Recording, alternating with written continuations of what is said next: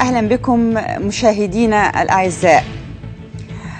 أقل من شهرين ويهل علينا عام جديد 2014. كل عام وحضراتكم دايما بخير. حبيت أقول يا سنة 2013 أقل من شهرين وترحلين، ستذهبين وتحملين الكثير من الذكريات معك. فقدنا أشياء، كبرنا، تعلمنا، بكينا وندمنا وتغيرنا وتبلورنا وتطورنا. مررنا بلحظات سعيدة وأيضا مررنا بلحظات حزينة.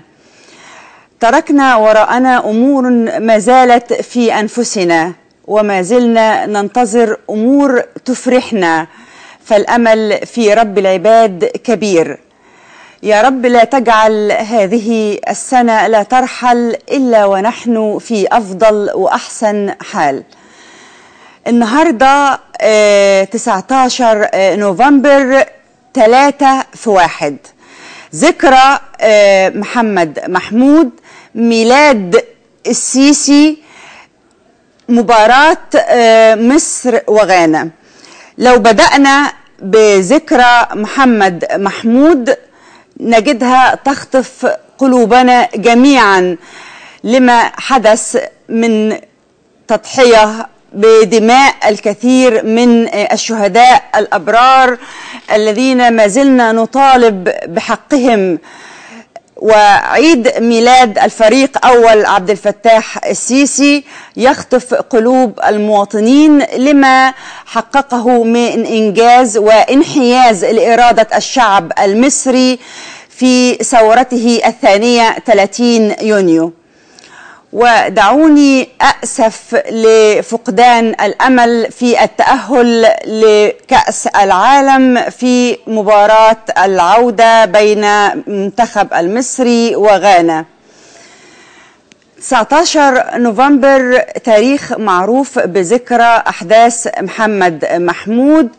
منذ عامين قررت أو فضت قوات الأمن اعتصام المتظاهرين في هذا المكان وأهالي الشهداء بميدان التحرير، بما أدى إلى وجود اشتباكات بين المتظاهرين وقوات الأمن استمرت إلى ما يقرب حوالي أسبوع.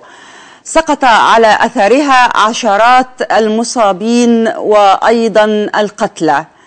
ويختلف 19 نوفمبر هذا العام عن سابقه لتزامنه مع حادثين آخرين، أولهما ذكرى ميلاد الفريق أول عبد الفتاح السيسي وزير الدفاع والقائد العام للقوات المسلحة، والذي يراه الكثيرون أنه الملهم والزعيم والبطل القومي والشعبي الذي انحاز لإرادة شعبه. وندعو للاحتفال بيوم مولده كتحية له وتقديرا لما قدمه لمصر ولأبناء مصر. الحدث الثاني هو لقاء المنتخب المصري مع نظيره الغاني ومباراة العودة المؤهلة لكأس العالم في البرازيل 2013 التي توصف بأنها مباراة مصيرية، وخاصة بعد هزيمة المنتخب المصري من نظيره 6 أهداف مقابل هدف واحد. ننتظر أن يتغلب المنتخب المصري في مباراة اليوم التي تذاع الآن ب5 أهداف على الأقل ليستطيع أن يعيد الفرحة للشعب المصري مرة أخرى. اختلف البعض عن سؤالهم عن ما يفعلونه هذا اليوم وأهم الأحداث الثلاثة لديهم في يوم 19 نوفمبر. هل هو ذكرى محمد محمود أم ميلاد الفريق السيسي أم مصر وغانا في مباراة العودة؟ تعالوا معا نتابع ونشاهد آراء المواطنين في هذا التقرير من خلال دلتا مصر اليوم الثلاثاء.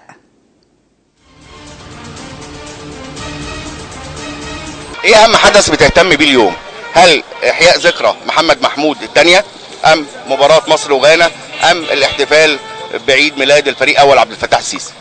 الاحتفال بعيد ميلاد الفريق اول عبد الفتاح السيسي، لان بصراحة هو راجل يعني بطل، يعتبر بطل مصر، يعني نهى على الاخوان وخرج البلد من نفق مظلم. يعني عيد ميلاد طبعا فريق عبد الفتاح السيسي طبعا. كلنا بنحبه وكلنا بنقدره وبنحترمه وعايزين، وهو في قلوبنا قبل اي حاجه، يعني مش مجرد بس ان هو قائد، احنا محتاجينه زعيم للبلد وهنحميه كلنا. بس توقعاتك ايه النهارده في احياء ذكرى محمد محمود او في الاحداث الثلاثه اللي موجوده النهارده؟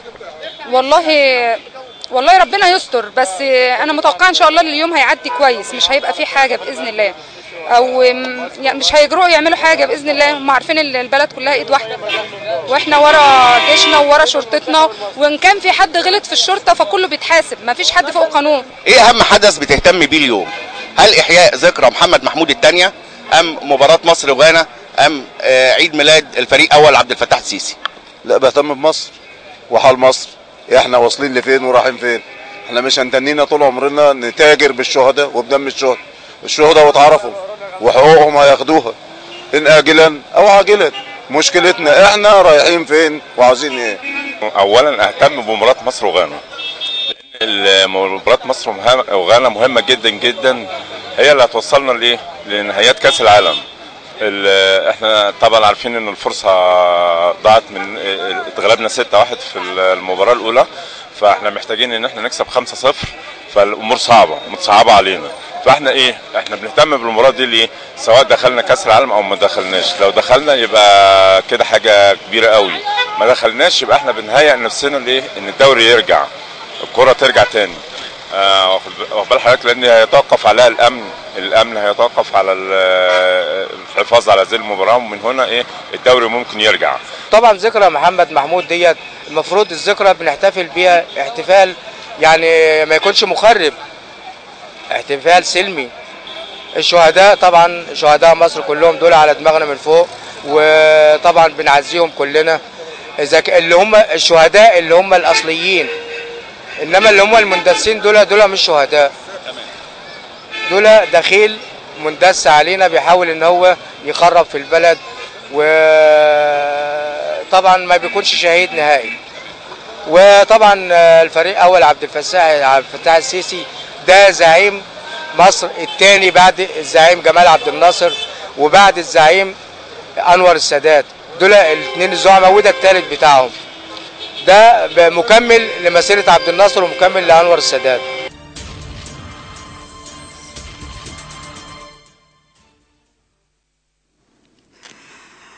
ألف مبروك لمصر ولكل المصريين. في الدقيقة 24 أحرز هدف في مرمى الفريق الغاني عمرو زكي، وشكلنا هنفرح النهاردة. يلا يا رجالة، أول هدف عايزين 4 أهداف كمان. بندعي للمنتخب المصري بالفوز إن شاء الله على الفريق الغاني في مباراة العودة.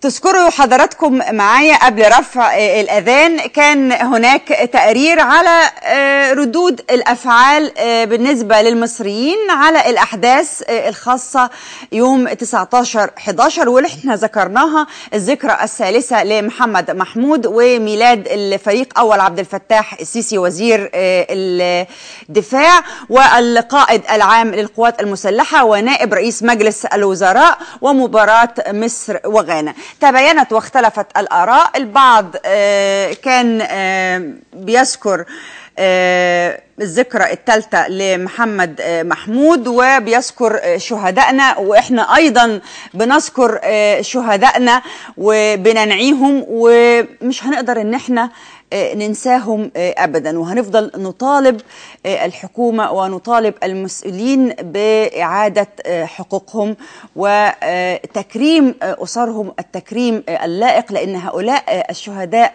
من خيرة الشباب اللي ضحوا وبذلوا دماءهم فداء لتحرير هذا الوطن، ابتداء من 25 يناير وصولا إلى 30 يونيو، وأخيرا فقيد الوطن وفقيد الواجب الشهيد المقدم محمد مبروك الذي اغتيل أمام منزله بدم بارد بأيدي خسيسة، أيدي إرهابية اعتادت على الدماء واعتادت على الإرهاب، مرورا بأكثر من حادثة مرت على مصر وحزننا لوجودها. رحمة الله على كل الشهداء ونحتسبهم عند الله سبحانه وتعالى شهداء. الحدث الثالث هو مصر وغانا، وبدأنا بالهدف الأول اللي أحرزه عمرو زكي في مرمى الفريق الغاني في الدقيقة 24. باقي 4 أهداف. طبعا الساحرة المستديرة ليست هناك تكهنات أو تخمينات أو توقعات معها، ولكن أملنا كبير ودعوات كل الشعب المصري لمنتخبنا بالفوز إن شاء الله في هذه المباراة. بسرعة هنخرج فاصل، ولكن قبل الفاصل هناك العديد من الملفات التي سوف نطرحها معا في هذا اللقاء، منها فعاليات القمة العربية الأفريقية والتي بدأت اليوم، وإلى أين وصلت أزمة اسطوانات البوتاجاز، وهل الحد الأقصى للأجور سيطبق على الجميع بلا استثناء، وما الذي يحتاجه منتخبنا القومي للفوز على غانا، من المتسبب في قتل الأبرياء على قضبان السكك الحديدية، جامعات مصر على صفيح ساخن، والزراعة أثبتت عدم وجود طماطم إسرائيلية مسرطنة في مصر، بدء فعاليات حملة التطعيم ضد شلل الأطفال ولمدة 3 أيام من 17 إلى 20 نوفمبر الجاري. فاصل وأعود معكم ونبدأ فعاليات القمة العربية الأفريقية والتي بدأ انعقادها اليوم.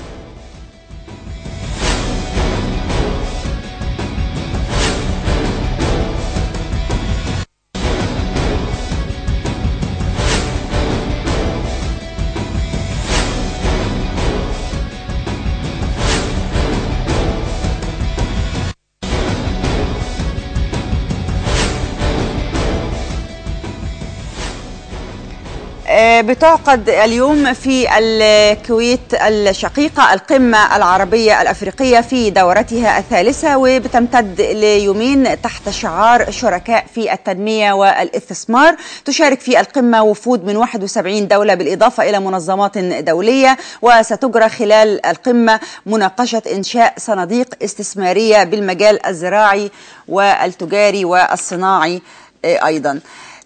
خلال فعاليات قمة اليوم الرئيس عدلي منصور بيقترح إنشاء شبكة عربية للتنمية، والنهاردة بدأت فعاليات القمة بدولة الكويت الشقيقة. وقال الرئيس عدلي منصور خلال كلمته أمام القمة العربية الأفريقية بالكويت موجها حديثه للقادة والمسؤولين الذين يشاركون في فعاليات القمة إن مصر ترحب إذ ما لقي المقترح قبولكم باستضافة الاجتماع الأول للشبكة لوضع أسس التعاون بين هذه الصناديق والآليات وإقامة قاعدة بيانات حول الاحتياجات التنموية لشعوبنا تنطلق منها مجموعة من الأنشطة والبرامج المشتركة في المجالات المختلفة، حيث أن تراكم التحديات التي نواجهها على صعيد التنمية والتي تتجاوز ما هو متاح من مقدرات لدى كل طرف بمفرده ليعود إلى تضافر الجهود وحشد كافة الإمكانات المتاحة وفقا لرؤية مشتركة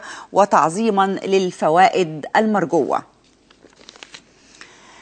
هرجع بيكم مرة أخرى للذكرى الثالثة لمحمد محمود، واللي يعني لا تمحى من ذاكرة المصريين ومن تاريخ الأمة. نحن نؤيد كل من يحيي هذه الذكرى ننزل كل سنة لكي تعود للشهداء حقوقهم ومحاربة ومحاكمة قاتليهم والقصاص منهم. شهداء محمد محمود هم شهداء الثورة الحقيقيين، هم شهداء الواجب. لكن السنة اللي فاتت لو حضراتكم تتذكروا معايا برلمان كندهار، البرلمان الإخواني اللي كان بيلقب ببرلمان مجلس الشعب المنحل، كان ليهم رأي في متظاهري محمد محمود والمتاجرة بدمائهم أيضا، وإطلاق بعض المسميات على هؤلاء الشهداء. دول الإخوان اللي بيحاولوا إن هم يندسوا النهاردة ويعملوا الطرف الثالث لإفساد ذكرى محمد محمود، بالرغم من ان هم ما شاركوش نهائيا في محمد محمود وامتنعوا عن المشاركة، بل وتجروا بدماء شهدائنا ومصابينا. وكان من نتيجة هذه المتاجرة الانتخابات الرئاسية اللي حصلوا عليها من المجلس العسكري، ووصل محمد مرسي إلى الكرسي وإلى قصر الاتحادية. وقالوا على الشباب اللي كان متواجد في محمد محمود إنه شباب مغيب، إنه شباب يتعاطى الأقراص المخدرة وحبوب الترامادول. ولكن أنا عايزة أذكركم بهذا الحديث، ومجلس كندهار ومجلس الإخوان ومجلس الشعب المنحل واللي قالوه على متظاهري وشهداء محمد محمود. نشوفوا مع حضراتكم. البلد بياخد 200 جنيه ووجبتين وبياخد شريط برشام ترامادول. انا مسكت الدكتور مصطفى قلت له تعالى نروح التحرير. المتظاهرين الموجودين في التحرير دلوقتي هم نفس المتظاهرين بتوع 25 يناير، قال لي ما نعرفش ولا واحد فيهم. سلة بلطجية موجودة الآن يا ريس بتحاول تدمر البلد. اللي عاوز يتظاهر ليه يروح لوزارة الداخلية. عندنا ناس في قرية من القرى بيطلبوا أهليهم كل واحد ياخد 200 جنيه يومي. مين اللي بيدي ال 200 جنيه يا ريس؟ ال 200 جنيه اللي بياخدها كل يوم مين اللي بيديها له؟ مين اللي بيوجه له وجبتين يوميا يا ريس؟ المفروض ان احنا نقف مع الداخلية مش نقف ضد الداخلية. احنا بنحاول نحاكم وزير الداخلية عشان شوية بلطجية ما لهمش انتماء للبلد ولا لأي وطن ولا لأي دين. يا ريس لازم نفهم ان في مؤامرة على البلد، لازم نفهم ان احنا كلنا بنضيع، البلد كلها بتضيع يا ريس، وانا عندي الادلة موجودة يا ريس دلوقتي. شكرا يا جمال. شفتم طبعا وسمعتم الكلام اللي كان أثناء انعقاد جلسة بمجلس الشعب المنحل أو المجلس الإخواني. ده كان رأيهم في الشباب وفي الثوار الذين نزلوا في محمد محمود، الشباب العاقل، الشباب المتعلم، الشباب اللي بيعي قيمة الوطن وكان يدافع عن مكتسبات الحرية. كان رأيهم ان هم شلة من البلطجية، شلة من المغيبين اللي بيتعاطوا حبوب مخدرة، اللي بيتم دفع ليهم يوميا 200 جنيه 200 جنيه بياخدوها في محمد محمود. يعني مفيش داعي كان للكلام ده، لان ال 200 جنيه اللي كانت بتدفع والاكل والمية المعدنية اللي كانت بتيجي في النهضة وكانت بتيجي في رابعة، والخرفان والعجول اللي كانت بتتذبح يوميا على الاعداد اللي كانت موجوده ديت كانت بتيجي منين؟ ومين اللي كان بيدفع المبالغ ديت؟ ومين اللي كان بيمولهم علشان يقعدوا 45 يوم في اشاره رابعه وفي النهضه؟ دلوقتي هم عايزين يتواجدوا ويركبوا الموجة ويكون ليهم تواجد في الذكرى الثالثة لمحمد محمود، لكن مش ده الهدف. إحياء ذكرى الشهداء وإحياء ذكرى محمد محمود، الهدف هو الاحتكاك بالمتظاهرين السلميين وإثارة الشغب أشياء كثيرة من اللي اعتادوا أن هم يقوموا بيها لإثارة الشغب وإظهار هذه الصورة أمام الرأي العالمي اللي بيساندهم واللي دائما هم يخاطبوه. كان في رأي كمان لرئيس وزراء حكومة كندهار أو رئيس مجلس الوزراء هشام أنديل الهارب حاليا والمطلوب للعدالة لبعض المخالفات والاتهامات.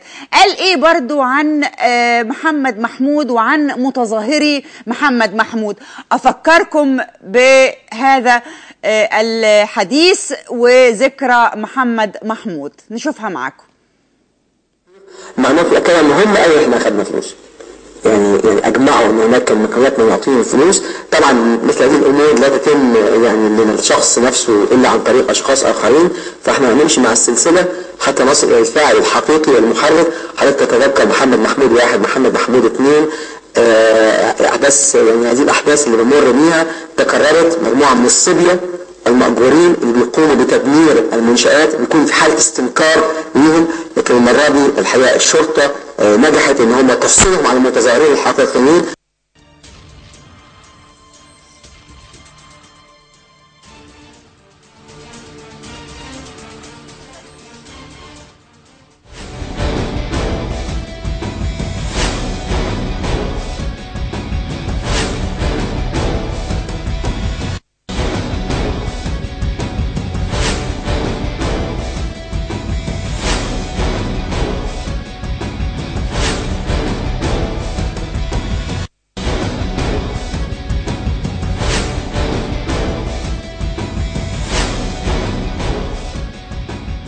الكلام اللي قاله هشام أنديل عن محمد محمود في الذكرى الأولى والثانية، واللي هم بيحاولوا ان هم ينقضوا النهاردة على هذه الذكرى ويتاجروا بدماء الشهداء. في الحقيقة كان في مقال في إحدى الجرائد اليومية للكاتب والصحفي الأستاذ الدكتور عمار علي حسن بعنوان ذكرى محمد محمود. بيقول فيها: نحن نرمي النخلة العالية القديمة بالأحجار فتتساقط على رؤوسنا، فننشغل بجراحنا عن الثمار التي تناثرت تحت أقدامنا، فيأتي من يجلسون بالخلف ويجمعونها ويتركوننا جوعا نتعثر في دمائنا المسفوح. هذه العبارة جاءت على لسان بطل روايته الأخيرة سقوط الصمت، وهو بيشرح لزملائه كيف صب كفاحهم في مجرى الإخوان وكيف تحولوا دون قصد إلى أداة في يد الجماعة. ومع حلول الذكرى الثالثة لأحداث محمد محمود تريد الجماعة أن تعيد اللعبة من جديد، لكن هناك من بين الشباب من يفهم أن غضبه من السلطة الراهنة لا يجب أن يقوده إلى فعل أي شيء تستغله الجماعة. لم تنزل أصلا في محمد محمود وأهانت شهدائه ومصابيه، رغم أنها أول من استفاد من دمائهم وتاجر بها، لأن في هذه الأحداث تم انتزاع موعد الانتخابات الرئاسية من المجلس العسكري، فوصل مرسي إلى القصر وحاولت جماعته أن تحول الثورة إلى فرصة لتحقيق تصور لا علاقة له بمطالب وأحلام من أطلقوا الثورة ولا بأحلام ومطالب الشعب المصري. ولا يمكن لعاقل أو ثوري حقيقي أن يعمل بقصد أو بغير قصد لصالح من خانوا الثورة. ده كان كلام الدكتور عمار علي حسن في مقاله بعنوان ضمير عن ذكرى محمد محمود. ومن مأساة إلى مأساة، ومن ذكرى محمد محمود إلى ذكرى قطار أسيوط، قطار المنظرة اللي راح ضحيته 52 مواطن، منهم 44 طفل من قرية بني عدية.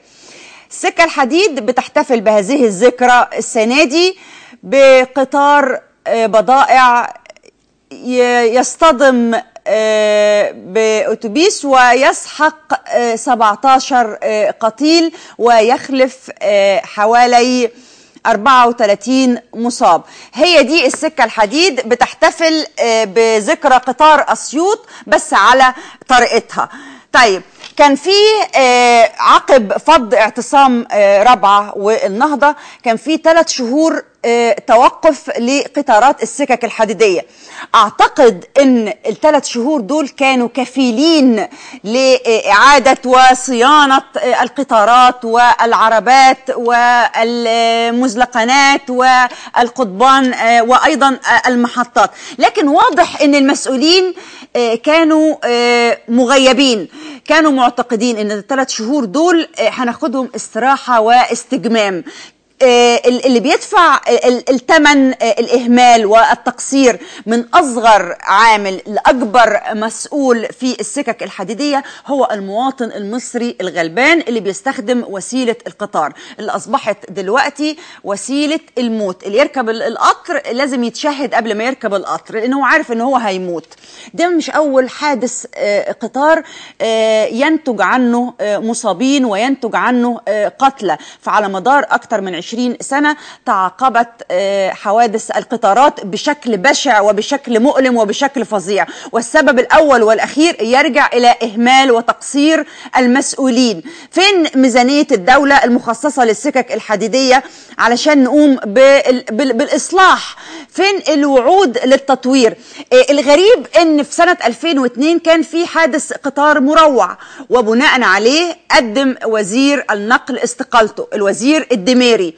الغريب أكتر والشيء اللي الواحد بيستغرب له إن هذا الوزير تم تكريمه مرة أخرى للتأكيد على مدى فشله، وتم تعيينه وزير للنقل في حكومة دكتور حازم الببلاوي. بأي عقل؟ بأي منطق؟ دماء المصريين إلى متى ستظل بهذا الرخص؟ إلى متى سوف نرى الأشياء ونرى السلبيات ونعمل زي النعامة ندفن رأسنا في التراب؟ هنفضل لحد كده إمتى؟ أكتر نسبة حوادث قطارات بتحدث في مصر، ودي إحصائية مش كلام مرسل ومش كلام بيقال إعلاميا. رحم الله قتلى حادث قطار البدرشين، ندعو لهم بالرحمة والمغفرة وندعو لأهاليهم بالصبر والسلوان ونتمنى الشفاء وسرعة الشفاء للمصابين. طبعا يعني أقصى حاجة ممكن أن الحكومة تعمله في مثل هذه الحوادث أن هي تصرف تعويضات ممكن تكون 3000 أو 2000 أو 5000. المواطن المصري ب5000 يا بلاش. المواطن المصري قد كده رخيص في بلده ورخيص عند حكومته، بدل ما نديهم تعويضات لا نصلح المزلقنات، نعاقب المقصرين، بدل ما يطلع وزير النقل ويقول مفيش خطأ ومفيش تقصير من عامل المزلقان وإن التقصير والخطأ كان راجع أو كان سببه لسلوك المواطن كان رايح ينتحر. المواطن ركب عربيته وشايف إن المزلقان مقفول، لا هو بينتحر، اندفع وكسر المزلقان وعدى والقطار جاي والقطر جاي علشان يموت. ده كلام بأي منطق الواحد يستوعب هذا الكلام؟ استقيلوا يرحمكم الله وترحموا الشعب الغلبان ده. أحداث محمد محمود وفعالياته في كافة محافظات جمهورية مصر العربية. هنروح لمحافظة كفر الشيخ والزميل زايد الزاهد ونطمئن على آخر التطورات التي حدثت في كفر الشيخ مع محافظ كفر الشيخ السيد المستشار عزت عجوة والزميل زايد الزاهد. أعزائي المشاهدين، تجولنا مع حضراتكم اليوم داخل محافظة كفر الشيخ، وكنا في ميدان النصر المجاور لديوان عام محافظة كفر الشيخ، وشاهدنا جموع من المواطنين يتوافدون مؤكدين على أهمية استكمال خارطة الطريق التي بدأت، وتأييدا للفريق أول عبد الفتاح السيسي فيما تمر به البلاد، وأيضا لجهاز الشرطة، وحول الحالة الأمنية وبشكل عام في محافظة كفر الشيخ. بنسعد أن يكون معنا ومع حضراتكم السيد المستشار محمد عزت عجوة محافظ كفر الشيخ. أهلا بيك يا فندم، كل صحة. أهلا وسهلا، يا مرحبا بك في كفر الشيخ. طمنا حضرتك عن الأحوال في كفر الشيخ بشكل عام، وماذا تلقت غرفة العمليات في المحافظة اليوم من أحداث؟ بسم الله الرحمن الرحيم. كفر الشيخ اليوم شأنها في باقي الأيام، بلد هادئة أهلها مستقرون، لا يوجد ما يعكر صفو الأمن العام ولا يكدر الراحة التي يتمتع بها المواطن. كفر الشيخ لا يوجد بها أي مظاهر غير طبيعية، الحياة العادية في مجرياتها. العمل بدواوين الحكومة قائم ومستمر، يوم عمل كامل، لا يوجد شيء غير عادي نستطيع أن نلاحظه أو نشير إليه اليوم. الأعمال منتظمة والموظفون ملتزمين بمواعيد عملهم، أم هناك أي أنباء وصلت لحضرتك؟ المدارس على مختلف درجاتها، الجامعة بمختلف كلياتها، دواوين الحكومة بمختلف أنواعها تسير بانتظام في هدوء كالعادة يوميا، لا يوجد ما يكدر صفو الأمن العام. كان في اتصالات مع سيادتك اليوم مع السيد مدير الأمن اللي هو عادل النطاط؟ شأنه أي يوم الاتصالات مستمرة، تبادل المعلومات مستمر، التأكد من حقيقة الأوضاع قائم، والحمد لله لا شيء جديد عن أي يوم آخر. هذا هو حال كفر الشيخ بالفعل كما تأكدنا فندم وتجولنا داخل محافظة كفر الشيخ، لكني كنت أود أن يعني أؤكده من حضرتك، ما هي الرسالة اللي حضرتك تحب أن تبعثها لكل أبناء مصر في هذا اليوم؟ الحمد لله مصر بخير، والحمد لله أن شعب مصر بخير، وأنه التقدم الملحوظ في الأمن العام والهدوء في ظروف الأمن العام وفي ظروف الحياة المعيشية للمواطن يوما بعد يوم أفضل، بفضل من الله وفضل من إحساس الشعب في جموعه بالطمأنينة والاستقرار.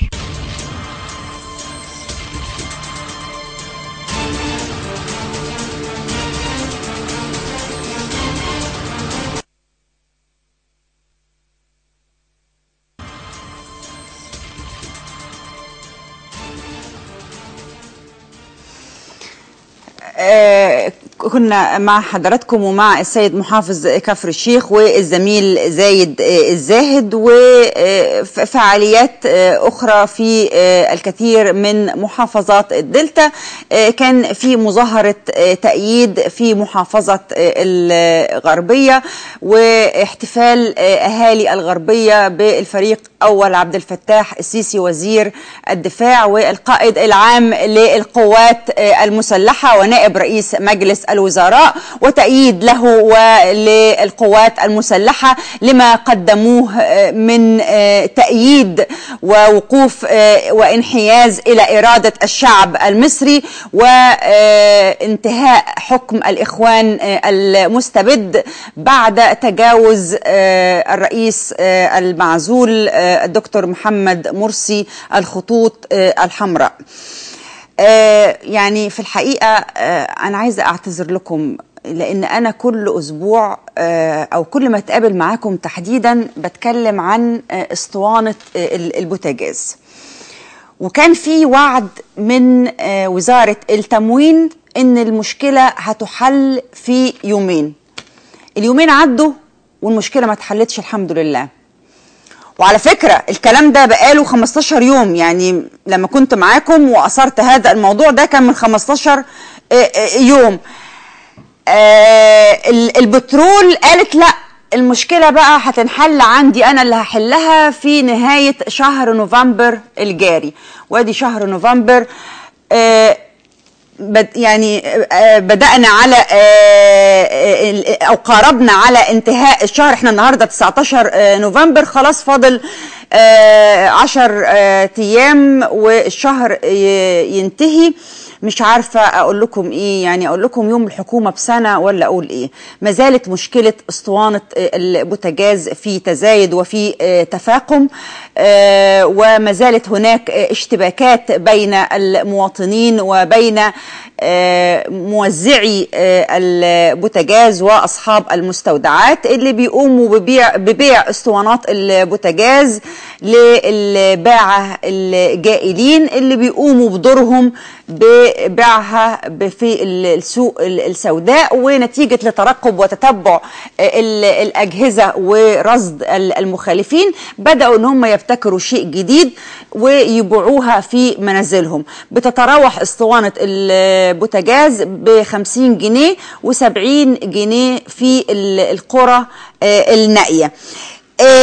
حاجة جميلة قوي قوي ان الدكتور محمد ابو شادي وزير التموين قال ان الوزارة لا بتنتج ولا بتعبي ولا بتستورد البوتاجاز. وضح ان المسؤولية بتقع على مين؟ على وزارة البترول. ووزارة البترول لو جينا كلمناها وسألناها هتقول لا ده المشكلة عند التموين، احنا بنضخ كميات كبيرة وكميات زايدة وكميات تفي الاحتياجات وتفيض. وزير التموين أحال المشكلة لوزارة البترول وأحالها كمان لسوء الأحوال الجوية أو لقدوم فصل الشتاء وبرودة الجو، فبالتالي الاستهلاك بيزيد. طب ما سيادة الوزير طالما الاستهلاك بيزيد المفروض ان احنا نزود الكمية، يعني الحصص اللي بنديها للمستودع او بنوزعها على المستودعات، نزود كمية الاسطوانات علشان الناس بتحتاج في فصل الشتاء لأكتر من أنبوبة ولأكتر من استخدام. عموما يعني الاعتراف بالحق فضيلة. الوزير اعترف في تصريح صحفي ليه عن أزمة البوتاجاز وأشار إلى أنه في دراسة بتتم حاليا لاستخدام الكوبونات أو الكارت الذكي ليضمن للمواطن الحصول على حصته شهريا. كمان الوزير تعرض لنقد شديد بسبب مشروع الاسطوانات بنظام الدليفري، وقال ان نتائجه جيدة برغم من النقد اللي بيوجه الي. لا ده النتائج بتاعته جيدة جدا، واحنا بنزود الخطوط. بدأنا ب 12 خط زودناها ل 62 خط وهتستمر الزيادة لحد ما تصل الى 112 خط لاستيعاب طلبات المواطنين. سيادة الوزير الخط ده اصلا مش موجود او مش موجود، محدش بيرد اصلا على الخط اللي حضرتك بتذكره وبتقول عليه. في الوقت ذاته بتستعد الهيئة العامة للبترول لضخ 10.4 ألف طن بوتاجاز في الاسواق عقب تفريغها بميناء السويس. يا مسهل لحد ما تتفرغ معانا تقرير. طيب نشوف التقرير معاكم عن اسطوانة البوتاجاز ونعود ونستكمل باقي فقراتنا. المشكلة بالظبط ما فيش مشكلة بالنسبة للغاز، المشكلة مشكلة أساسا تنظيم توزيع الغاز الصب. يعني أدي مصنع من ضمن المصانع بقى ببطل منه الساعة 2 والساعة 3 وقت نتني واقف. المصانع بتاع الحكومة اللي هي في طنطا قدام منه حوالي من يجي 1000 عربية، عشان فيه كل يوم لابد يحمل ال1000 عربية اللي موجودين قدامه. طب واني باخد 14 مستودع، انا هاخد 14 مستودع وهو واخد من المحلة لوحدها 50 مستودع. محلة مركز المحلة ومدينة المحلة وسمنود اكتر من 55 مستودع، انا واخد منهم 14. طب ال 14 دول بيجوا يحملهم وياخدوا بعضهم ويروحوا، وانا ببطل. الناس تتكدس في طنطا وتتكدس في مصانع الحكومه. طب ما توزعوا بالتساوي، ادوا للناس دي واحنا نقدر نوصل لهم الغاز لغايتهم. حصتك زادت ولا قلت؟ لا حصتي قلت ما زادتش. ازاي؟ بيحبوا هم ياخدوا المستودعات لهم هم عشان تاخد من عندهم وينقصوا الحصص عندنا. انا في مشكله بتبقى في البحر بالنسبه للنوة بتبقى موجوده ما بنقولش فيها حاجه، بس دي لما يبقى في مشكله على جميع المصانع ماشي، لكن ما تبقاش على مصنع. ما هو ده اللي بيكدس الناس.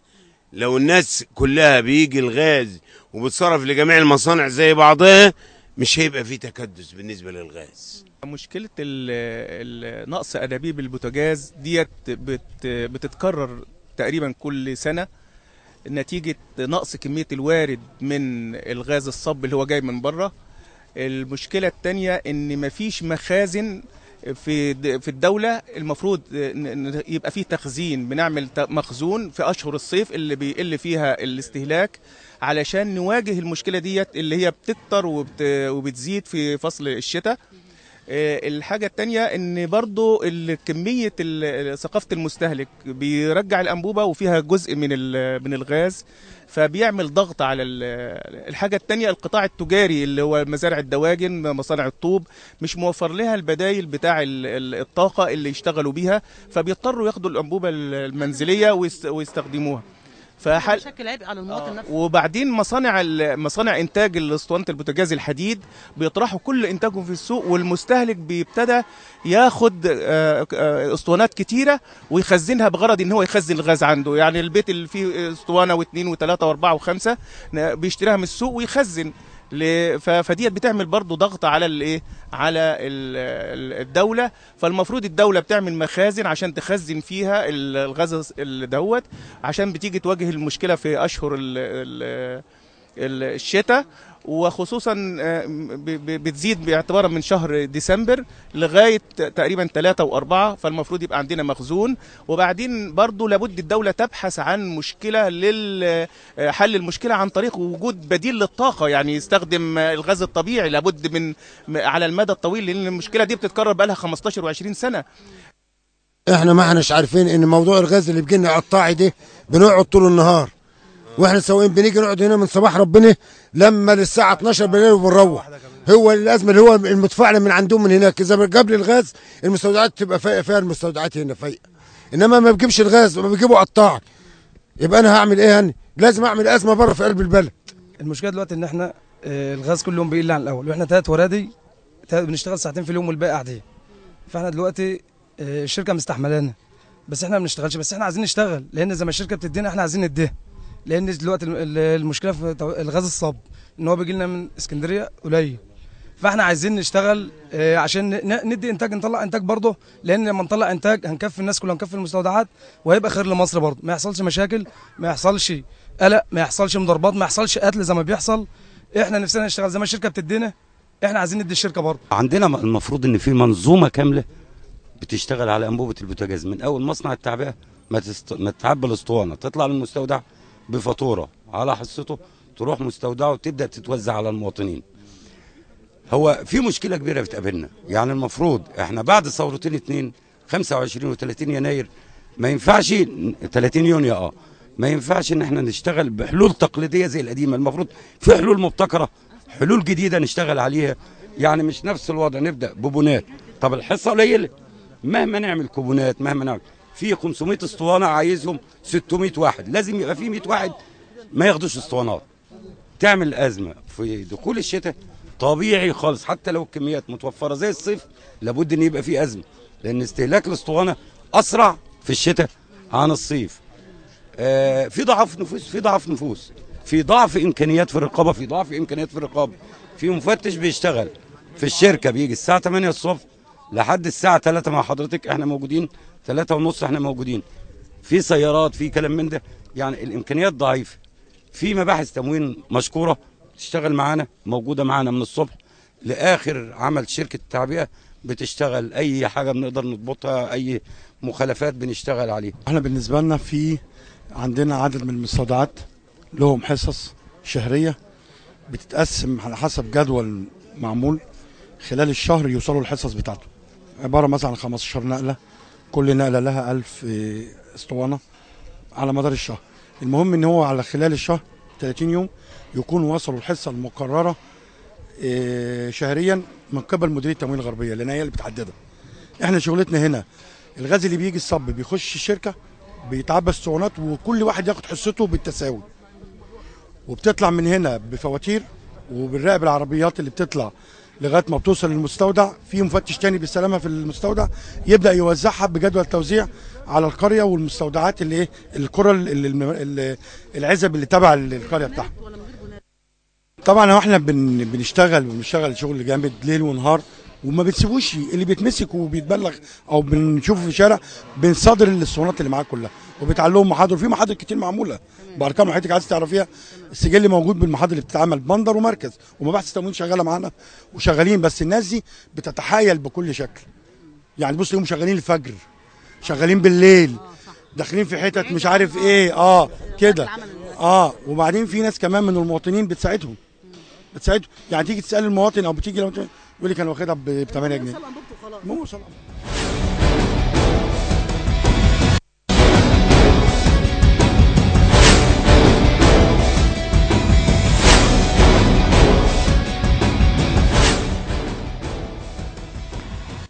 ما زالت موجة عنف الإخوان في الجامعات المصرية متزايدة. بدأت بالاعتداء على المفتي السابق دكتور علي جمعة أثناء مناقشته لرسالة دكتوراه في كلية دار العلوم، وتظاهرات من جانب طلبة الإخوان في الجامعات وتكسير الأبنية وحرق المستندات الهامة واحتجاز رئيس الجامعة دكتور أسامة العبد. ما زالت سلسلة العنف والاعتداءات متوالية. في عين شمس حدثت أيضا مظاهرة وحدث محاولة لاقتحام مشيخة الأزهر وكتابات عبارات مسيئة للإمام الأكبر دكتور أحمد الطيب. وأيضا حدثت اعتداءات من قبل طلبة الإخوان وطالبات الإخوان، أيضا استخدموا الأبواق واستخدموا الدفوف واستخدموا الشماريخ في الجامعة واعتدوا على أفراد الأمن. في الدقهلية أيضا وصلت المظاهرات للدقهلية، وحاصر طلاب الإخوان بجامعة الأزهر مكتب عميد كلية الدراسات الإنسانية وتوعدوا بالتصدي للمطالبة بإخلال سبيل المحبوسين على ذمة القضايا على التحريض على العنف. وحاصر طلاب الإخوان مكتب رئيس جامعة المنصورة والمبنى الإداري.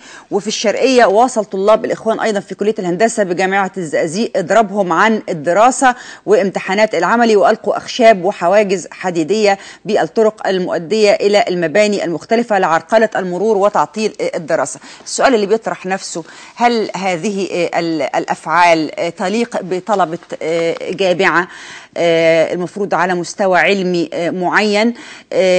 ازاي ان احنا نعتدي على قامة وقيمة كبيرة يمتاز ومعروف عنه الوسطية زي فضيلة الإمام الأكبر دكتور أحمد الطيب وكتابات عبارات مسيئة؟ إزاي إن احنا نقوم بتعطيل الدراسة وتكسير الأبنية؟ مين اللي علمكم كده؟ مين اللي بس في أفكاركم أو في أذهانكم الأفكار المؤسفة، الأفكار الهدامة ديت؟ مجموعة مغيبة، يعني زي ما انتوا شفتم قبل كده في تظاهرات أخرى الطالب اللي خلع هدومه كلها على الملأ وأمام الجميع. أي تربية أنت اتربيتها أو اتعلمتها علشان تسلك مثل هذا السلوك المشين الخادش للحياء ومثل هذا التصرف غير المسؤول؟ عموما يعني لابد من وقفة ولابد من التصدي بحزم لمثل هذه المواقف ولمثل هذا العنف الذي يحدث في الجامعات المصرية. ومش كل شوية يحتجزوا عميد كلية أو رئيس جامعة ويعتدوا عليه.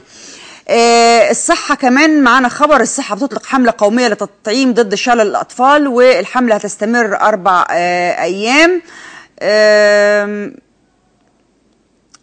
من سن 5 سنوات.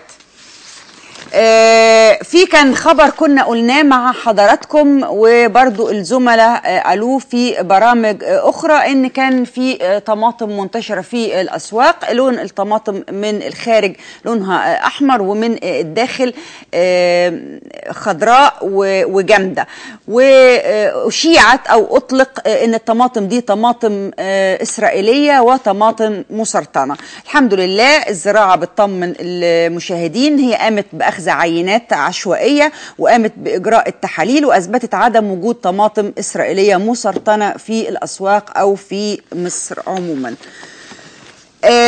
عن الأخبار لجنة ال50 بقى، لجنة ال50 آخر الأخبار هم أنجزوا حوالي 95% من مواد الدستور. النسبة الخاصة بال50% للعمال والفلاحين اللي أثير حواليها جدل كثير، ألغيت هذه النسبة بعد التصويت عليها في اجتماع اللجنة المغلق اللي استمر حتى وقت متأخر. وأيضا من جهة أخرى شهدت اللجنة ال50 لتعديل الدستور خلال اجتماعها الأحد جدل حول المقترح المقدم بوضع مادة انتقالية تفيد بأن يبحث المجلس التشريعي القادم خلال الفصل التشريعي إمكانية إنشاء غرفة ثانية للبرلمان، يعني عودة مجلس الشورى ولكن بمسمى آخر، والاتجاه نحو النظام الفردي بدلا من القائمة. دي آخر أخبار أو الأخبار الخاصة بلجنة ال50.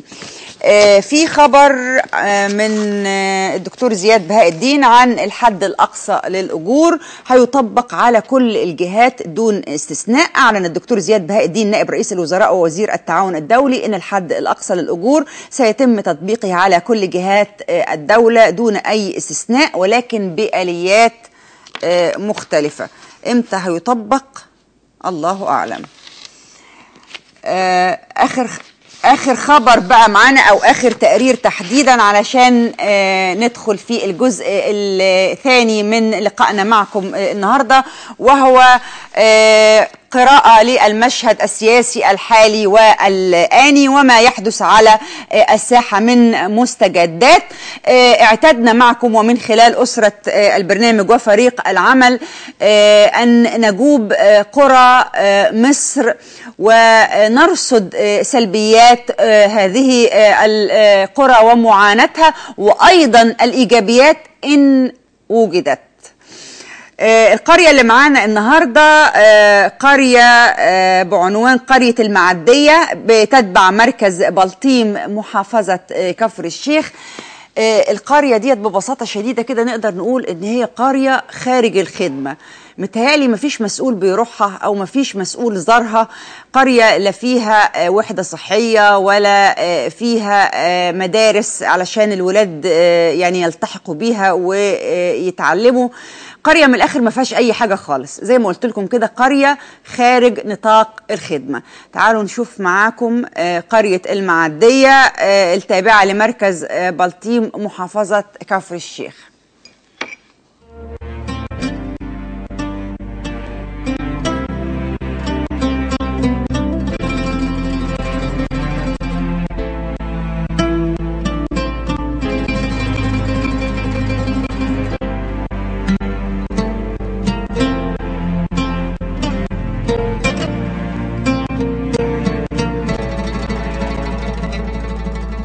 دلوقتي انا بتكلم على مشاكل كتير قوي في البلد اللي عندنا.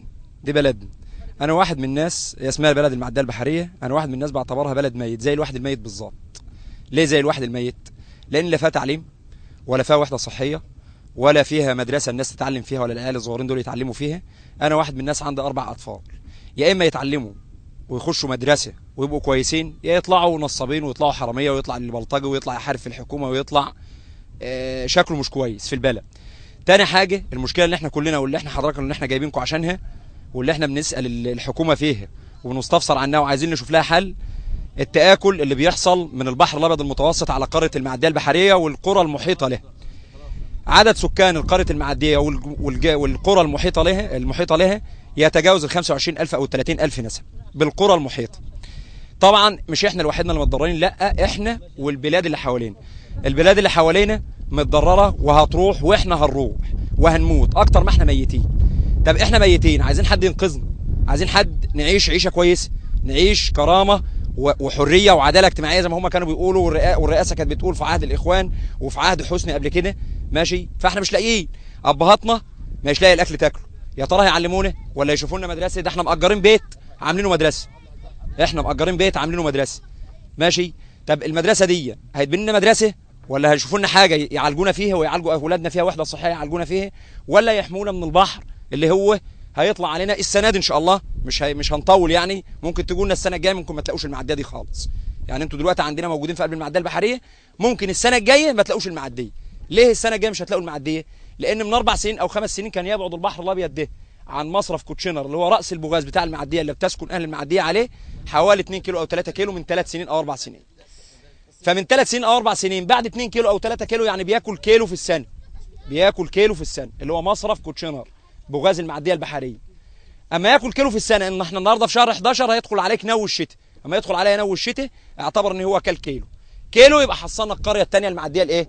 القبليه. يبقى انتوا هتيجوا السنه الجايه ان شاء الله هتيجوا ما تلاقوش اهل المعديه البحريه موجودين. هنعزل، شوفوا لنا بقى مساكن نسكن فيها، شوفوا لنا حته نقعد فيها، شوفوا لنا شغل نشتغل ونعيش منه احنا واهالينا، لان اهالينا مش لاقيين يا دوب قادرين يعيشونا. ماشي؟ فاحنا دلوقتي بنناشد كل مسؤول عن الشيء ده او يعرف يتصرف في الشيء ده. المشكله ان المعديه البحريه طبعا قريه تابعه لاحدى قرى مراكز البرولوس، وعندنا مشكله خطيره هي تاكل الجسر الشرقي من الناحيه الشرقيه للبوغاز كوتشينر، لان طبعا احنا في القريه موجودين طبعا البحر مع ارتفاع الامواج وزياده الميه في المصرف بتعمل تاكل ونحر في الجسر الشرقي للبوغاز كوتشينر. فاحنا بنناشد المسؤولين ومع تكرارا برضو ناشدناهم قبل كده حمايه الشواطئ والمحافظه ومجلس المدينه وطبعا وزاره الموارد المائيه والاشغال، وناشدناهم برضو، فوعدونا ان هم هيرصفوا البوغاز من الناحيه الشرقيه ويعملوا مصدات للامواج وخرسانيه وكلام من ده، وما عملوش لحد دلوقتي. احنا رقم واحد عندنا مشكله الاول، احنا في قريه مثلا المعديه والحماد ما عندناش وحده صحيه، بنطلب رقم واحد بوحده صحيه. رقم 2 وده اهم مشكله يعتبر عندنا بعد الوحده الصحيه، موضوع التاكل اللي في البوغاز. البوغاز كل قريتين، كل قريه المعديه البحريه وكل قريه الحماد، وعندنا قرى كتير على الساحل حصل تاكل جامد. احنا كنا بنمشي من قريه المعديه البحريه لحد ما نصل لوش البوغاز حوالي 3 او 4 كيلو، ما عادش المساحات دي موجوده بيننا وبين البوغاز، ما فيش 300 متر 250 متر تاكل جامد. احنا مش عارفين بعد كده ايه اللي هيحصل لنا. دي النقطه. النقطه الثانيه غرب المنطقه مثلا اللي هي على شط البوغاز ديت، هي على ساحل الكوتشينر ديت بيوت كلها املاك دوله، احنا بنطالب بتمليك المساحه دي. فمش عارف، احنا زي ما قال هراس قبل مني، احنا طالبنا في عصر مبارك ما فيش، في ايام الاخوان ما فيش، في ايام السيسي ما فيش، مش عارفين احنا بعد كده هنروح فين، احنا هنموت ولا البحر.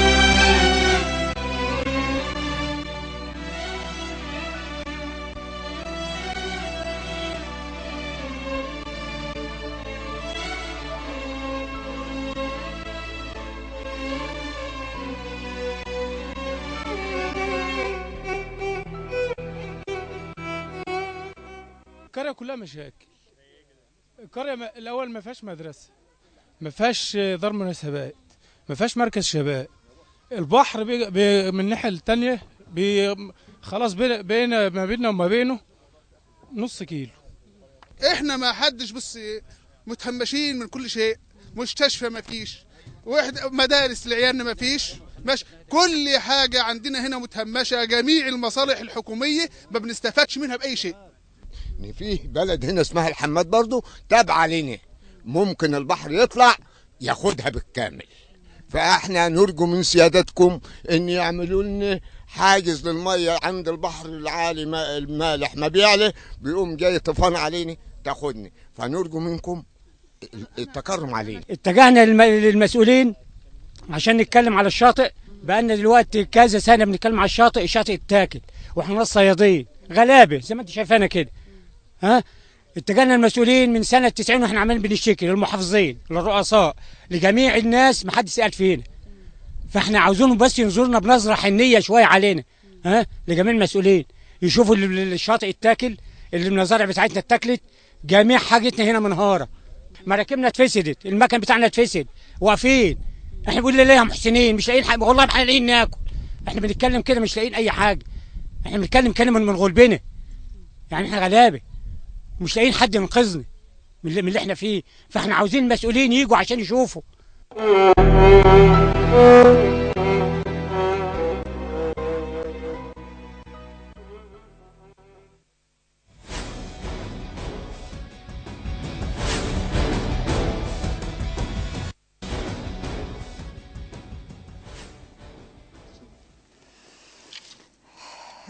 زي النهاردة بيكون مر 3 سنوات على أحداث محمد محمود. 3 سنوات على وفاة حوالي 47 شاب أضيفوا لشهداء الثورة منذ 3 سنوات أو مر 3 سنوات على الأحداث اللي أطاحت بوزارة الدكتور عصام شرف وأسقطت وثيقة الإعلان الدستوري المكمل اللي كانت معروفة وقتها بوثيقة السلبي. 3 سنوات على أحداث أجبرت المجلس العسكري أنه يعلن جدول زمني محدد لتسليم السلطة وإجراء الانتخابات الرئاسية. 3 سنوات على أحداث شهدت أكبر عملية إصابة لعيون المتظاهرين، لكن الذكرى الثالثة مختلفة تماما عن العامين الماضيين، ولكن لها معاني كثيرة جدا. مع حضراتكم ومع ضيوفي الكرام اللي مشرفتنا في استوديو دلتا مصر اليوم سنناقش هذا الموضوع. هبدأ بالترحيب من الشمال بقى الدكتور هاني فهمي الدكتور فهمي هاني عفوا المتحدث الإعلامي بحزب الدستور، والدكتورة أسماء الجيوشي المستشارة الإعلامية بالأمم المتحدة. أهلا بحضراتكم. أهلا بحضرتك. في البداية قبل ما يعني نتطرق لأحداث محمد محمود والذكرى الثالثة لأحداث محمد محمود، النهاردة يمكن يعني في 3 أحداث بتتواكب في 19 نوفمبر: الذكرى الثالثة لمحمد محمود، ميلاد الفريق السيسي، مباراة مصر وغانا. سريعا كده في تقديرات حضراتكم، يعني أي الأحداث تلقى الأولوية أو الاهتمام؟ دكتور. أنا وجهة نظري من قراءتي للمجتمع المصري إن المجتمع المصري بيهتم جدا بماتش مصر وغانا عن باقي الأمور الأخرى، بالرغم الهزيمة اللي حصل عليها الفريق في مباراة الذهاب 6-1. بالرغم الهزيمة الشعب المصري دائما لا يفقد الأمل، وهو مرتبط بيحتاج دائما إنه يفرح، لأن الشعوب الفقيرة المقهورة بتبحث دائما عن إن هي تخرج الطاقة اللي في وجدانها وتبحث عن البهجة، سواء في صورة الفرحة بماتش كورة أو الفرحة بأي شيء آخر. نعم. طيب ودكتور أسماء، 3 أحداث بيلاقوا تباين مختلف ما بين كل القطاعات، لأن مش المصريين كلهم مش قطاع واحد، فبالتالي لما يكون ال3 أحداث كل منهم بيلبي احتياجات معينة، أولويات عند جمهور معين، مش يهمني درجة ترتيب الأولويات دي أو مين بياخد أكتر من مين كنسبة مئوية أو مين بياخد في الاهتمام، لكن أنا يهمني إن طرف الخيط المشترك بين ال3 أحداث هي مصر. نعم. ولما يبقى مصر هي الطرف الأساسي وهي الحدث الأول في كل الأحداث، لما يبقى في أحداث محمد محمود احنا بنتكلم في الشهداء وبنتكلم في الحرية ومبادئ للثورة، يبقى مصر هي الأولى. لما نكون بنتكلم عن عيد ميلاد الفريق أول عبد الفتاح السيسي، احنا بنتكلم في رمز لثورة كبيرة.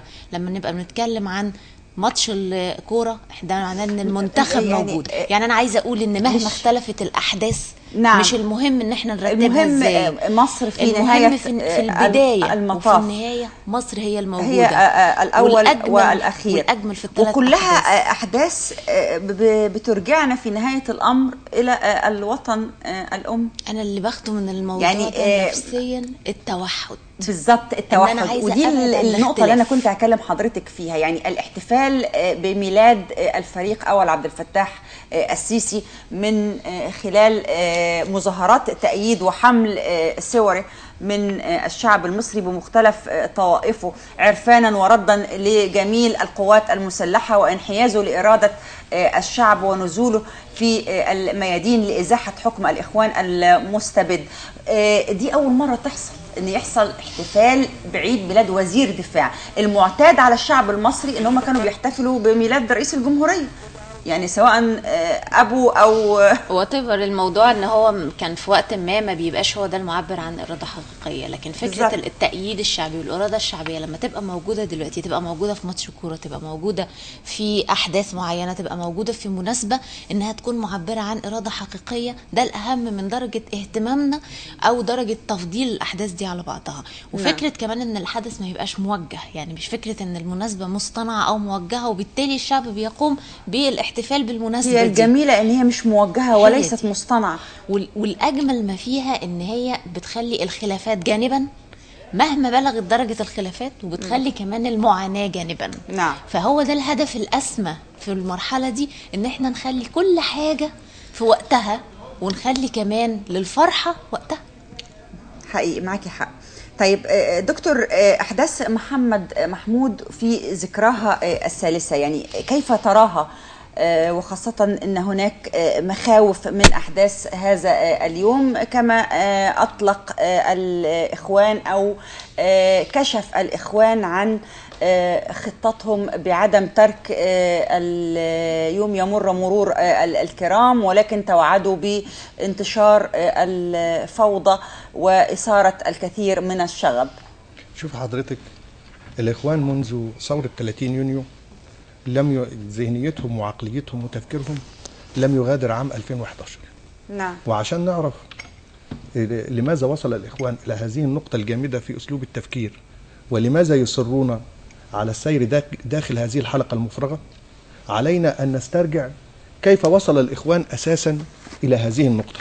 نعم. الإخوان المسلمين لو احنا استعرضنا في عجالة كده وبسرعة، الرئيس السادات لما أعاد الحياة الحزبية بعد ما عمل الانفتاح وجيه بعد منه مبارك أدرك أن الشعوب الفقيرة بتتعاطف مع أحزاب المعارضة، وأدرك أن هو لو عمل انتخابات حرة نزيهة وسمح بمناخ ديمقراطي قد تنتزع منه السلطة.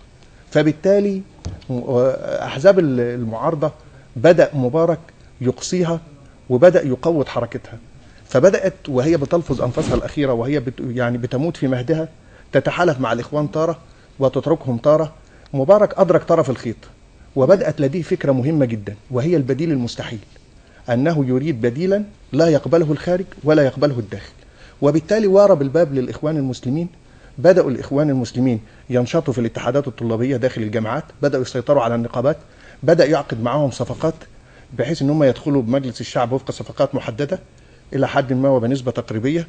لما تعاظم شأن الإخوان في السنين الأخيرة وبدأ أمن الدولة يديله تقارير عن كثرة عدد ملف المنتسبين الجدد، بدأت فكرة أن يداويهم بالتي كانت هي الداء، وبدأت فكرة ظهور الشيخ السلفي في الشيعة في ال10 سنوات الأخيرة. نعم. وهي فكرة بتقوم على إيه؟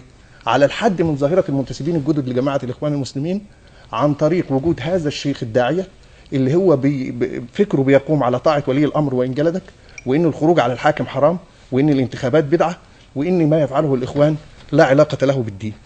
لما ظهرت التيار السلفي وبدأ يتضخم وظهرت القنوات الدينية، وجي أغلقها في آخر شهر قبل الثورة، وجيه بقى في الفترة الأخيرة في ال5 سنوات الأخيرة تراجع دور مبارك وبدأ مشروع التوريث، وحصلت بقى وزارات رجال الأعمال وتزاوج رأس المال مع السلطة ومشروع التوريث، وجون في الانتخابات الأخيرة مهدوا لذلك، وجاءت ثورة تونس، فكانت بداية الانطلاق لثورة 30 يونيو.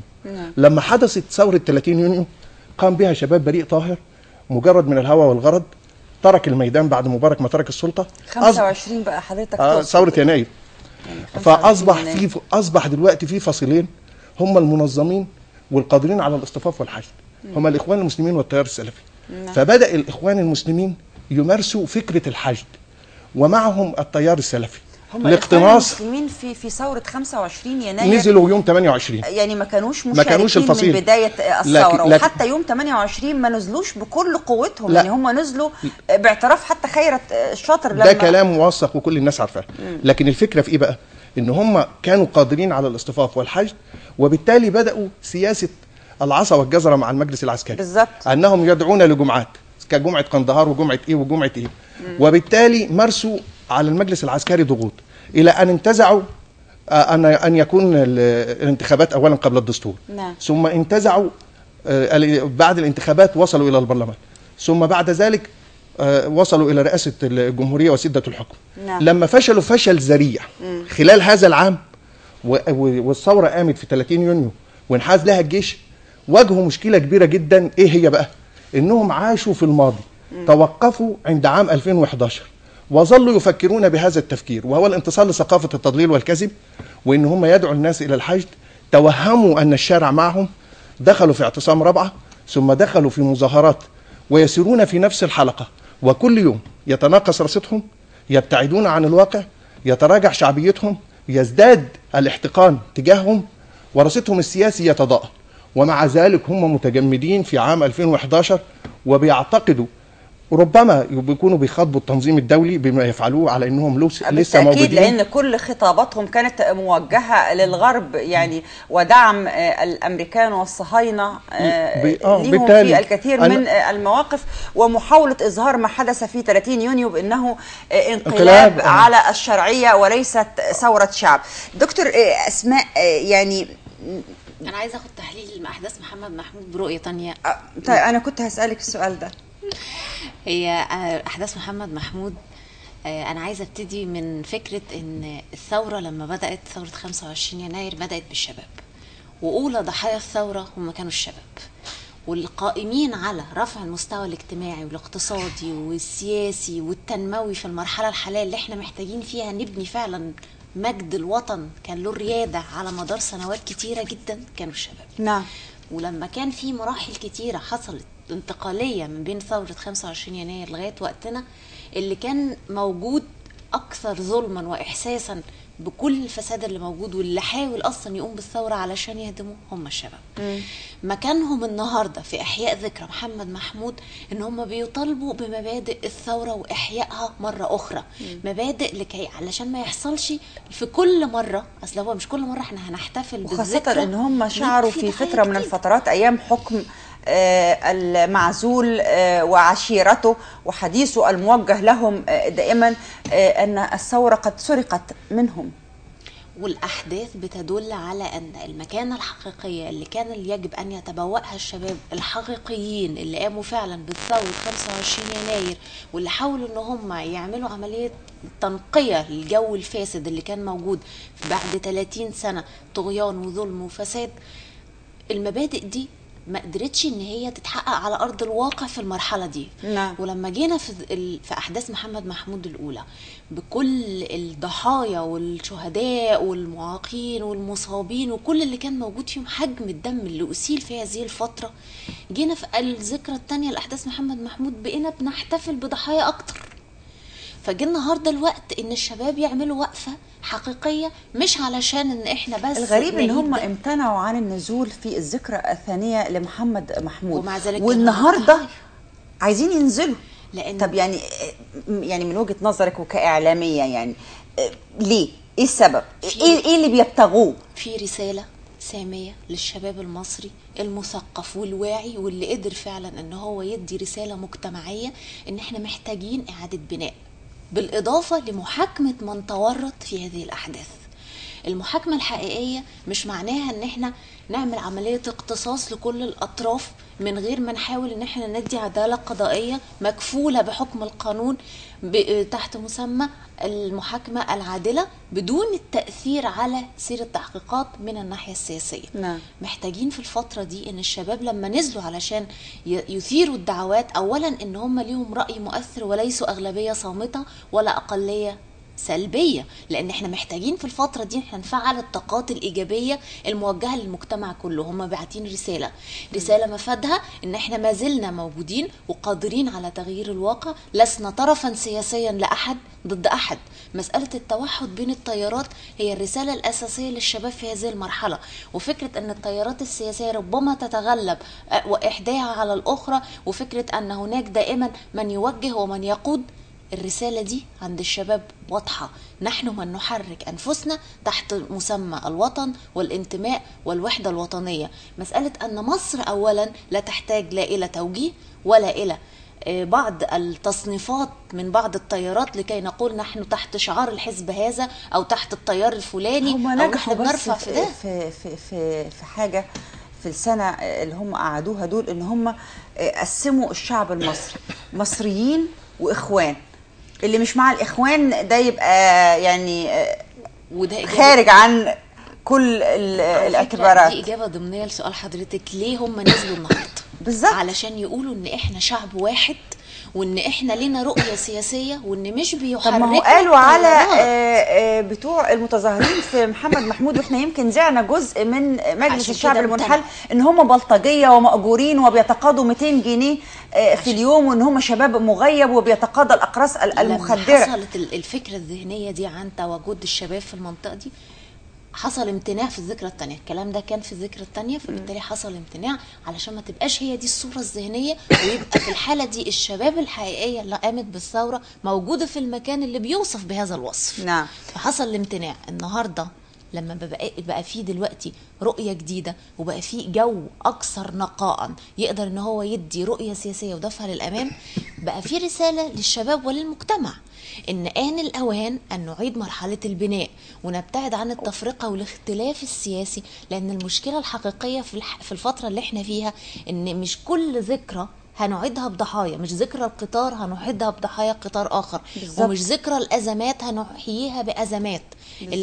الرؤيه المجتمعيه الاشمل حاليا هي فكره مصلحه الوطن، فعلا كيف ننتمي إلى وطن، كيف ننتمي إلى دولة، حتى لو أصبحت بعض أركانها غير واضحة الملامح في الفترة الحالية، إلا أن مهم جدا أن يحصل توحد تحت راية معينة، ليست راية تختلف ألوانها كل فترة، وليست راية تتبدل ما بين أيدي أشخاص ربما تتداخل وتزدوج انتماءاتهم ناحية الوطن، عندما تعلو المصلحة، مصلحة الأشخاص فوق مصلحة الوطن، عندما تتبدل لغة الانتماء بلغة يعني المصالح. لابد يعني ده ما نبتغيه يعني وما نسعى إليه، أن تعلو مصلحة الأشخاص، مصلحة الوطن فوق مصلحة الأشخاص. دكتور أسماء، قراءتك للبيان اللي صدر بالأمس من وزارة الداخلية واللي بتقدم فيه التعازي لشهداء محمد محمود، وبتعتبر ان كل من سقط في هذا اليوم هو شهيد، وبتتقدم بواجب التعازي. قراءتك ايه لهذا البيان؟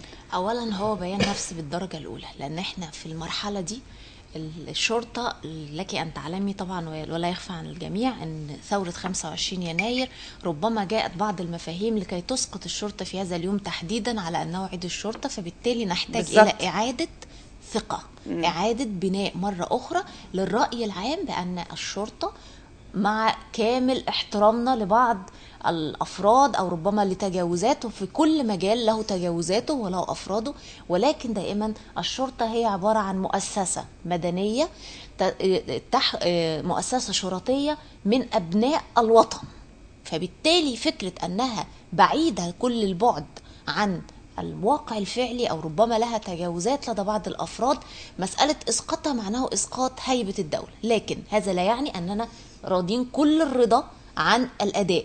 البيان يدل على ولكن أنها تريد الأداء يعني قد تغير برضو، يعني دعينا نكون منصفين. أنا محتاج يعني الأداء تغير من 25 يناير إلى الآن، وهناك محاولة لإعادة وبناء جسر من الثقة بين المواطنين وبين الشرطة، ويكفي أنهم كل يوم يقدمون أرواحهم ويقدمون شهداء، وآخرهم الشهيد المقدم محمد مبروك رحمه الله، ونحتسبه عند الله سبحانه وتعالى شهيدا ويسكنه فسيح جناته ويلهم أسرتها الصبر والسلوان. دكتور، يعني حضرتك المتحدث الإعلامي لحزب الدستور، موقف حزب الدستور من الأحداث الجارية والحالية على الساحة بالنسبة لأحداث محمد محمود؟ جبهة الإنقاذ عموما شاركت مشاركة رمزية اليوم في ميدان التحرير، بمعنى ان شباب الثوره المنتمين للجبهه تواجدوا في الميدان لتامين الميدان، وكانت الخطه عدم الذهاب الى شارع محمد محمود حتى لا يندس المندسين او تحدث الاشتباكات والخروقات التي تحدث كل مره. ثانيا، عقب صلاه الظهر حملوا نعوش تحمل اسماء الشهداء وصورهم وعلم مصر كتأبين للشهداء. نعم. ده بالنسبه للمشاركه الفعليه اليوم.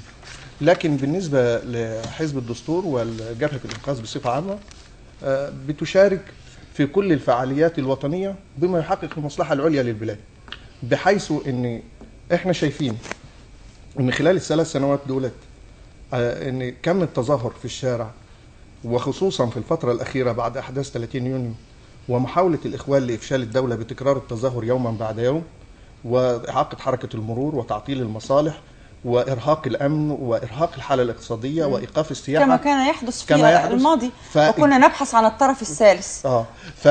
فالجبهة فيها سياسيين مخضرمين ومحنكين وتقرأ المشهد جيدا، وبالتالي هي لا تشارك إلا للتأمين من أجل الاستقرار.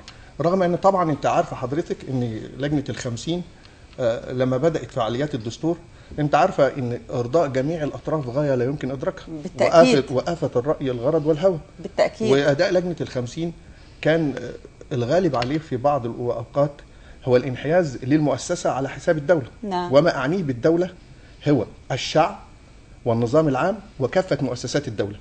وما أعنيه بالمؤسسة ليست الهيكل الإداري المؤسس لمنظمة معينة، وإنما التمثيل الذي جاء منه الفصيل الذي يمثل هذه اللجنة.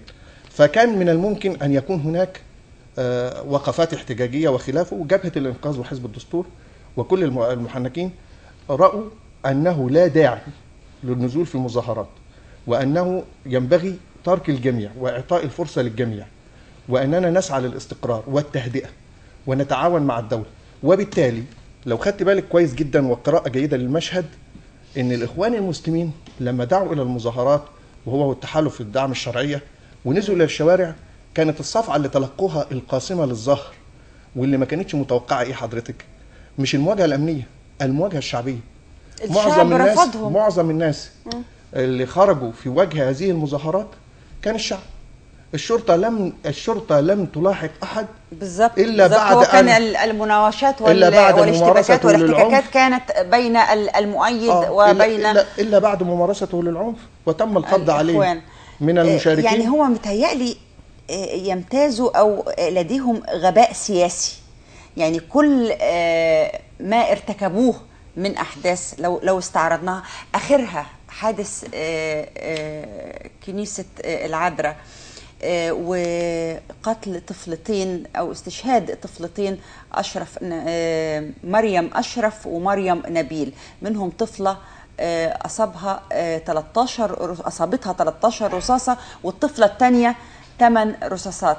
والطفل بتاع العمرانية وهم في مظاهرة ليهم قتلوه، رصاصة دخلت من صدره طلعت من ظهره. الشهيد محمد مبروك. كل هذه الأمور يعني هم ما بيدركوش أو يعني ما بيفكروش ولو لثواني إن كل هذه الأمور هتستدعي إن الشعب يشعر بشيء من الحنق عليهم أو من الرفض، إن هو لفظهم.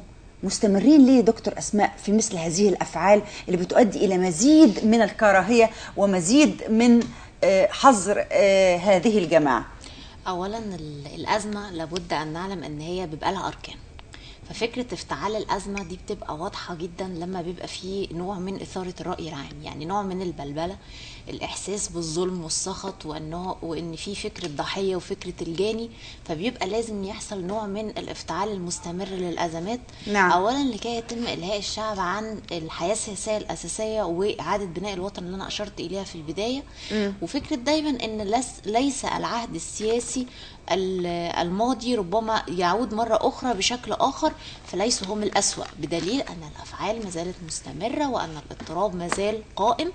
أيضا فكرة أن الأزمات المتتالية على المواطن المصري، خاصة عندما تأتي هذه الأزمات في ظل حياة يومية قاسية و20% تحت خط الفقر المدقع، وفي الفترة الأخيرة ظهر أن في فعلا من يعيشون تحت 40% في حالة لا إنسانية على الإطلاق.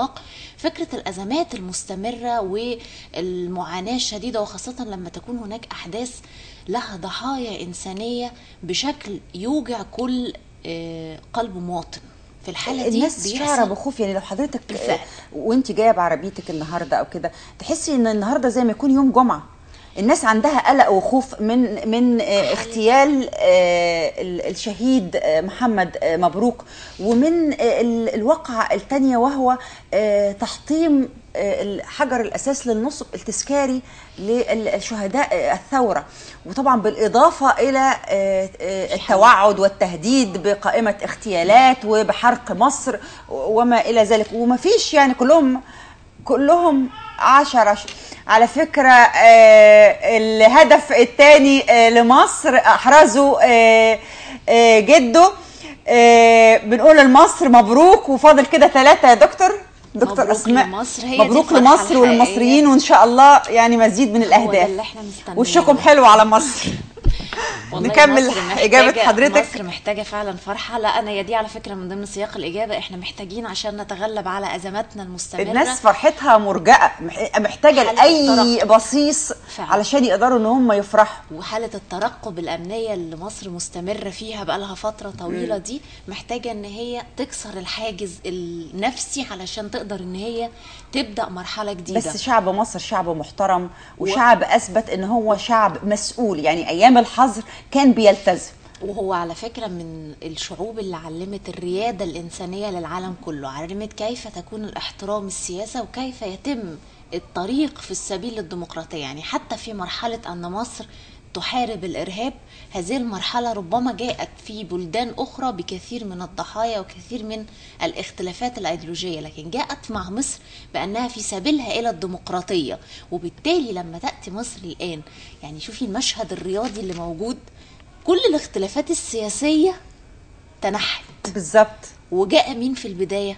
مصر. وبالتالي ده معناه ان احنا نقدر نبني مرحله جديده بعيدا عن الاختلافات دي، ونقدر نعمل ده ما حصلش في مباراه الذهاب بين الفريقين مصر وغانا، ولوحوا باشاره رابعه، الاشاره الماسونيه اللي هم فرحانين بيها ديت، والتيشيرتات الصفراء. يعني كانوا بيعندوا مين؟ كانوا بيعندوا مصر، مش هم بينتموا لهذا التراب.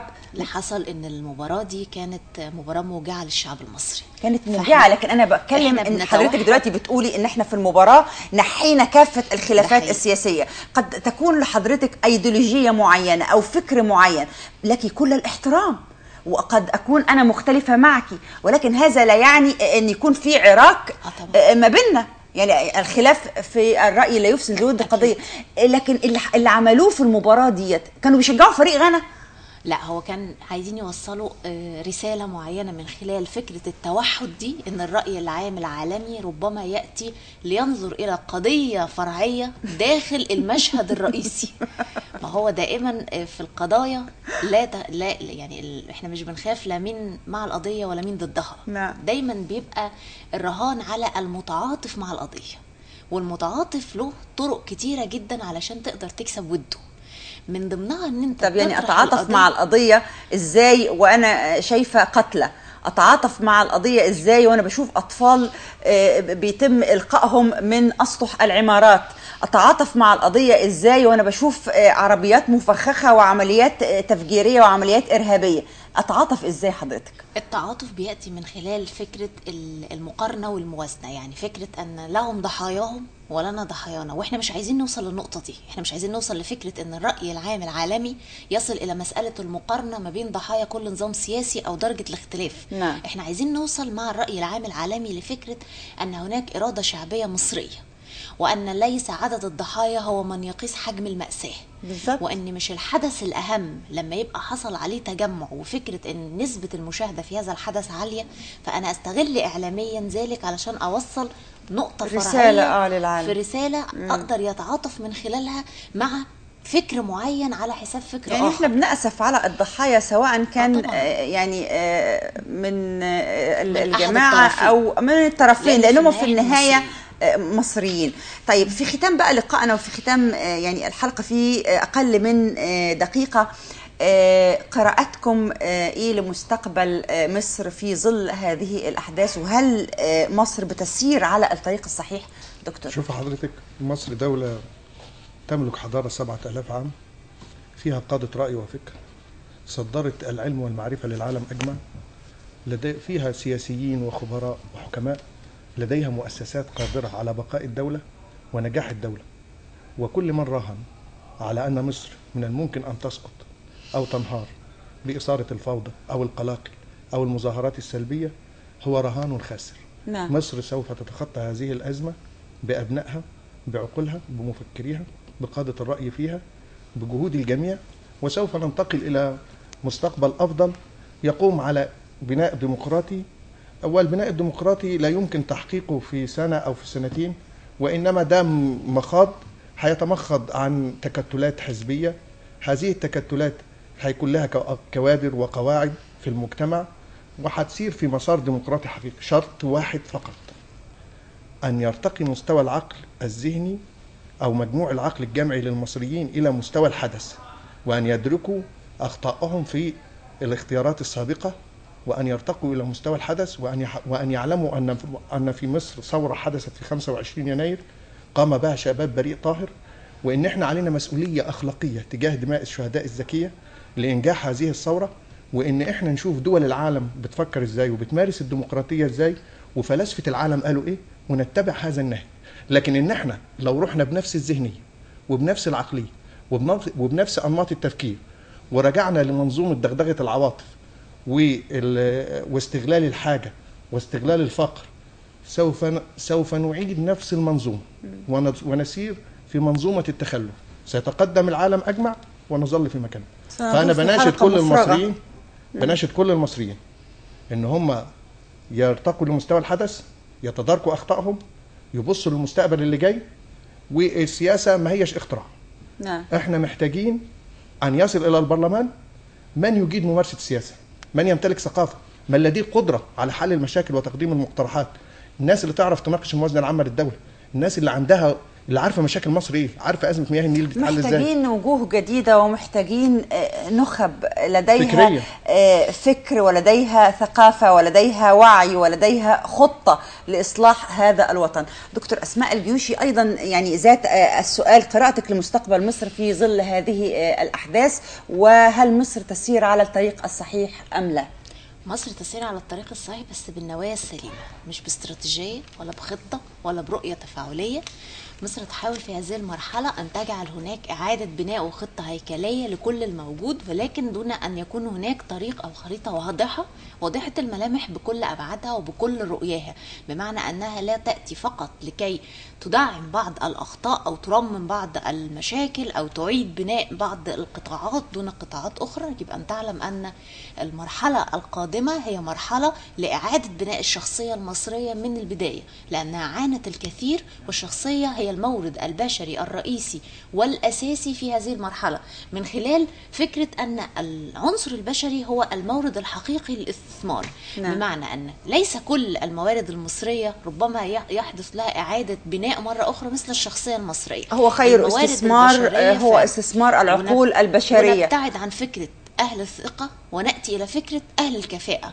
وأن ليس معنى الخبرة أو الكفاءة هو العمر الطويل في المهنة. نعم. فليس كل شاب لا يمتلك الخبرة ولا الكفاءة، ولا يعني أننا نبتعد عن الكبار في السن أو من سبقونا في الأقدمية المهنية، لأن ربما يكون حماس وطاقة الشباب هي التي تجعل رؤية أخرى مختلفة، ولأن الجراحة العميقة في عمق الوطن الآن ربما لها جروح لا تلتئم، والجرح الذي لا يلتئم لن نستطيع مرة أخرى أن نعيد الرؤية إلى مكانه.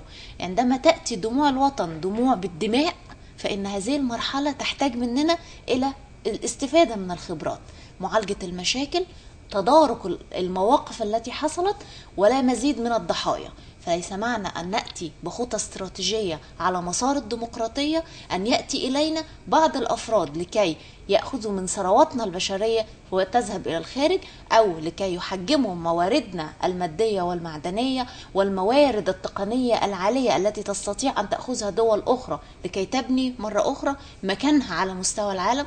مصر لها ريادتها، ولكن عندما يكون الرأي العام موجها نحو أقلية ربما هي ذات السطوة على الرأي العام، وأكثرية إما صامتة أو متعاطفة أو ليست على درجة الوعي الكافي، لابد لمؤسسات الدولة التعليمية، الإعلامية، التربوية، التثقيفية، السياسية أن تعلم أنها عندما تقف وحدها في مصف الطريق لن يأتي إليها المواطن لكي يتعاطى مثل هذه المعرفة، لابد أن تسعى إليه مرة أخرى. نعم. فكرة التعاطي مع المعرفة والاعتراض عن كل ما يمكن أن يأتي من معلومات خارجية لتشويه الصورة والمرحلة في هذه التوقيت تحديدا، لأن مصر تحتاج إلى كل العقول وكل الإرادة وكل التوجيه نحو استراتيجية فاعلة، استراتيجية تخدم الأهداف، توظف الطاقات، وتأتي بحلول ربما تأتي ابتكارية في هذه المرحلة، لأن الحلول التقليدية التي مرت بها مصر في المراحل السابقة لم تأتي بجديد، بل أتت بالكثير من المعوقات والمشاكل. لا يوجد على هذا الطريق ما يسمى بالمشاكل التي بلا حلول أو الأفراد الذين لن يتكرروا، لا يوجد نعم. على وجه الأرض معجزات. يعني نخلص من هذا الحديث القيم. لابد من الاعتماد على الكفاءات وليس الاعتماد على أهل الثقة. التعاطي مع المعرفة، كل العقول وكل الإرادة نحو استراتيجية فاعلة.